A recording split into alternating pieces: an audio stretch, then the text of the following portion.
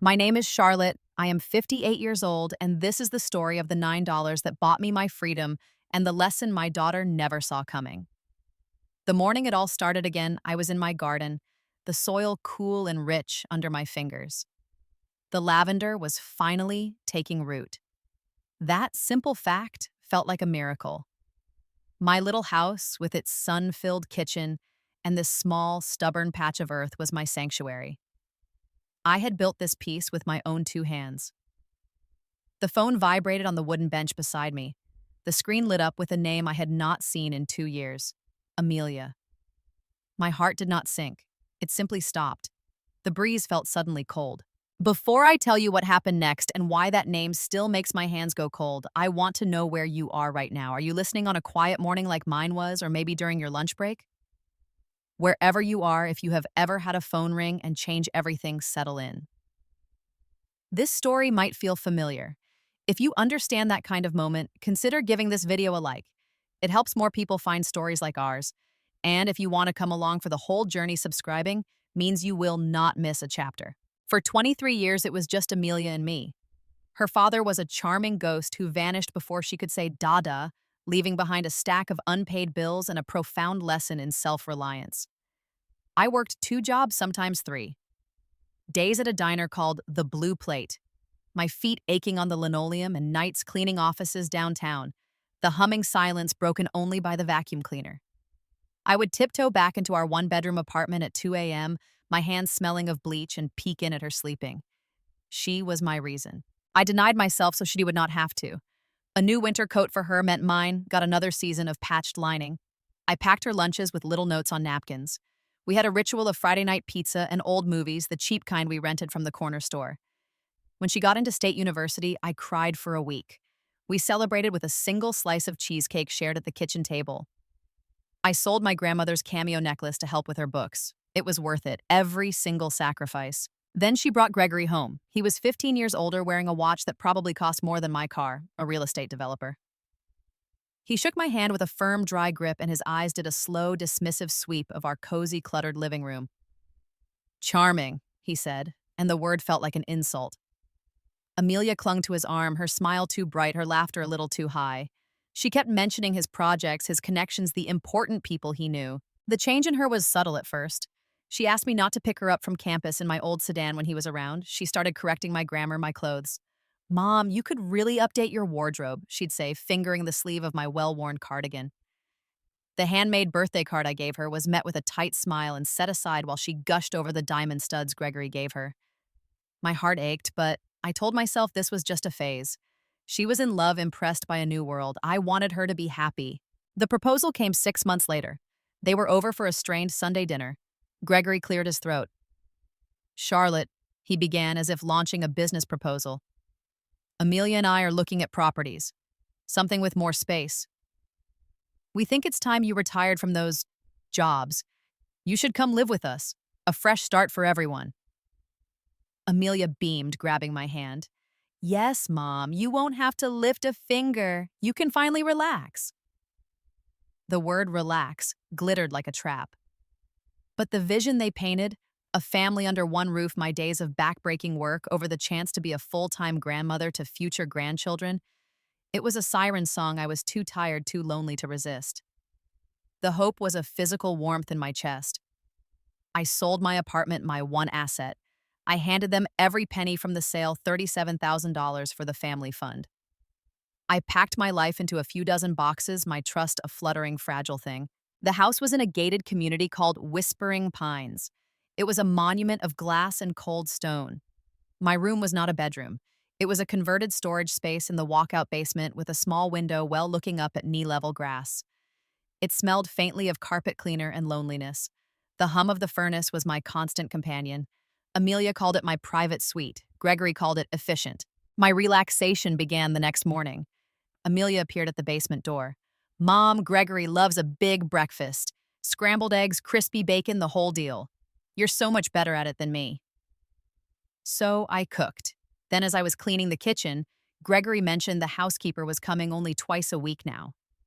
"Since you're here, Charlotte, perhaps you could help keep things tidy in between? You know, light housekeeping." The light housekeeping became a full-time occupation. Cooking laundry, grocery shopping, polishing the vast empty surfaces. I was not a guest. I was unpaid live-in help. Dinners were silent affairs. Gregory would talk about market fluctuations. Amelia would discuss interior design choices, never asking my opinion. Once I mentioned how a splash of color in the great room might make it feel warmer. Gregory chewed his steak slowly. Minimalism is a deliberate aesthetic, Charlotte. It conveys success. Amelia just nodded, avoiding my eyes.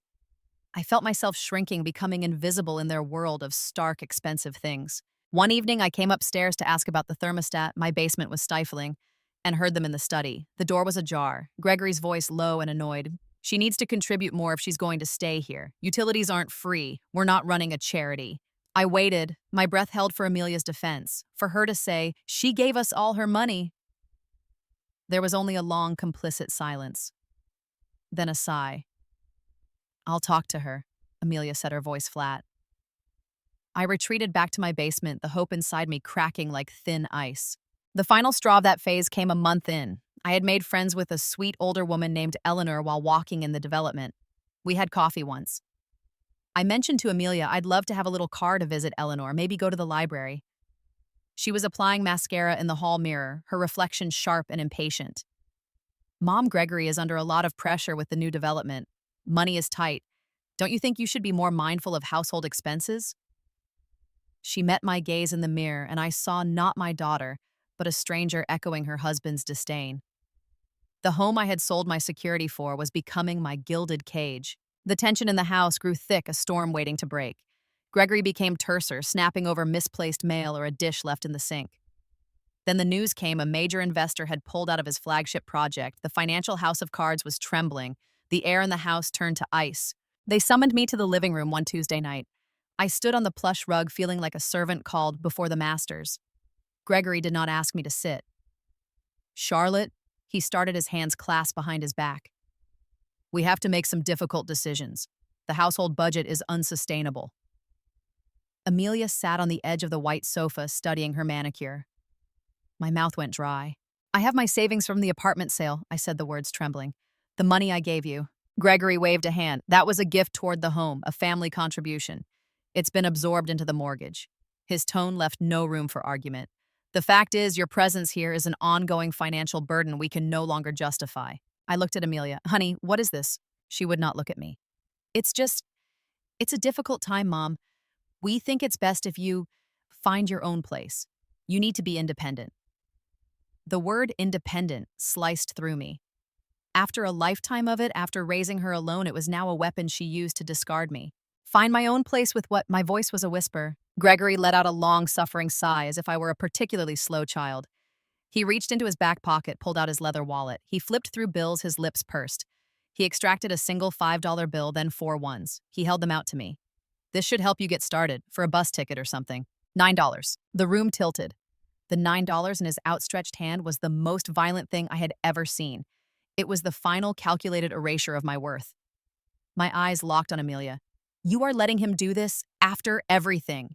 Her face flushed with the mix of shame and defiance. Just take it, Mom. Don't make this harder. I reached out. My fingers, numb and cold, closed around the crisp bills. The paper felt alien. I turned without a word, walked to the basement, my legs moving on autopilot. I did not pack my boxes.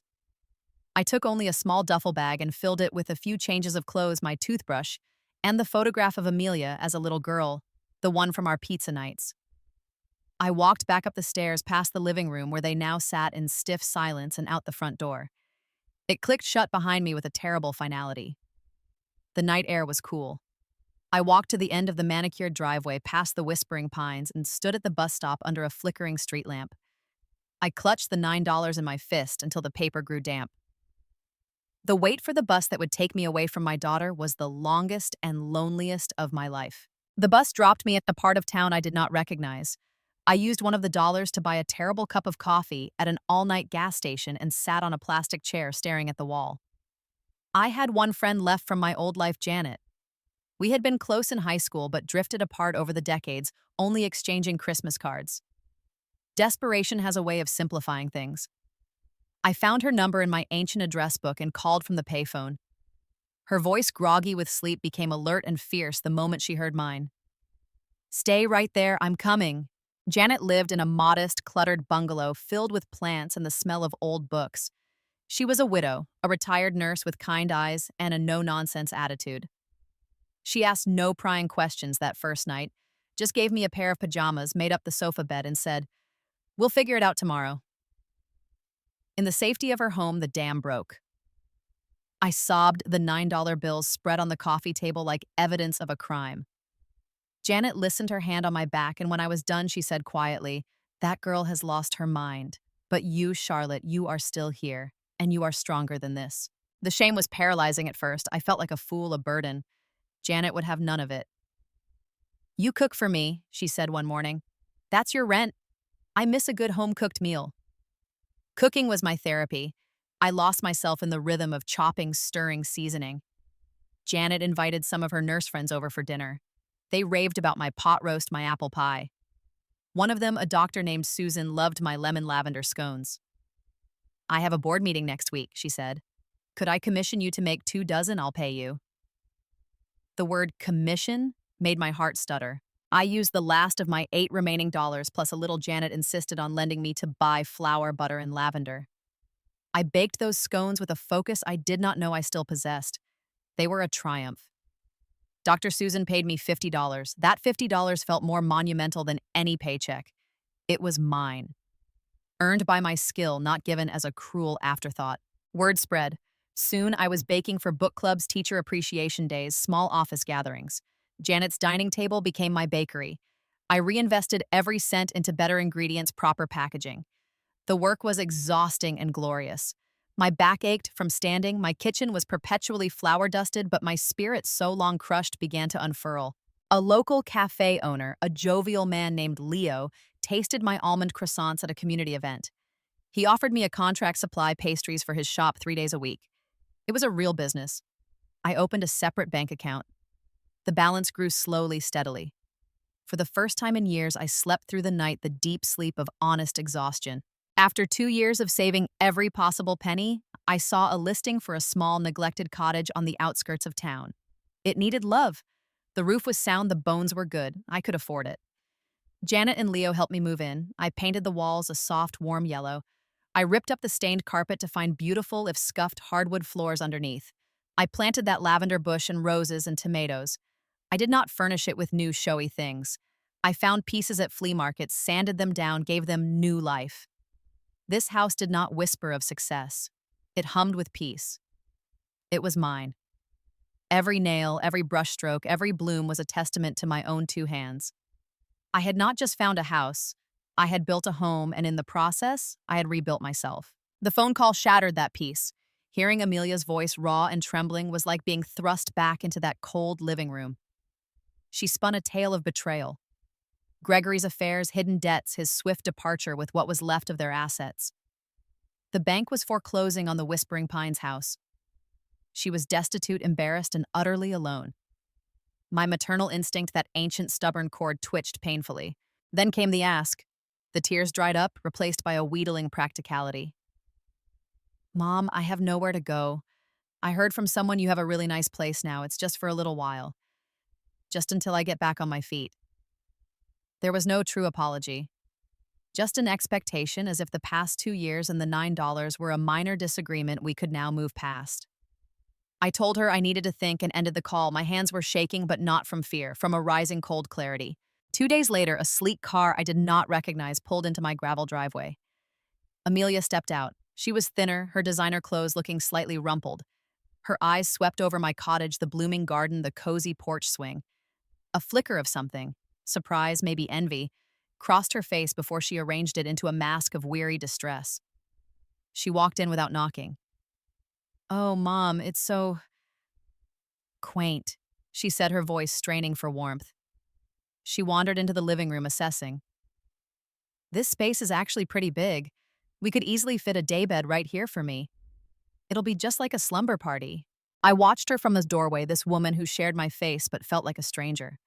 She was redecorating my sanctuary in her mind, claiming a corner of my hard-won peace. The audacity was breathtaking. When she turned to me expecting agreement, I found my voice. It was calm, steady. We need to have a conversation, Amelia, but not now. I have a prior commitment. I saw confusion, then irritation flash in her eyes. I gently but firmly guided her back to the front door. I'll meet you tomorrow, 10 a.m., the daily grind on Maple Avenue. I closed the door on her stunned expression, leaning against it as my heart hammered. It was the first boundary I had drawn with her in years, and it felt like drawing a line in the sand of my own soul. I did not have a prior commitment. I had a mission. I spent the evening writing not a script, but a truth. I wrote down every memory, every hurt, not to weaponize them, but to own them. I met with Janet, who simply hugged me and said, "You have the right to protect your peace, Charlotte. Love doesn't mean being a doormat." The next morning, the coffee shop was neutral ground. Amelia was already there sipping a latte, her foot tapping with impatient anxiety. She had expected a quick capitulation. I sat down, ordered a simple tea, and waited for the server to leave. "Mom, thank you for this. So about me moving in," she began. I held up a hand. "No, first you listen." And then I began. I did not yell. I spoke softly, recounting the story she had chosen to forget. I talked about the diner, the bleach smell on my hands, the sold necklace. I described the basement room, the feel of the $9 bills, the sound of the bus in the dead of night. I spoke of the shame, the terror, and then the slow, grueling climb out of that pit. Janet's sofa, the first $50, the flour under my nails, the pride of painting my own walls. Tears streamed down her face, but now they seemed real.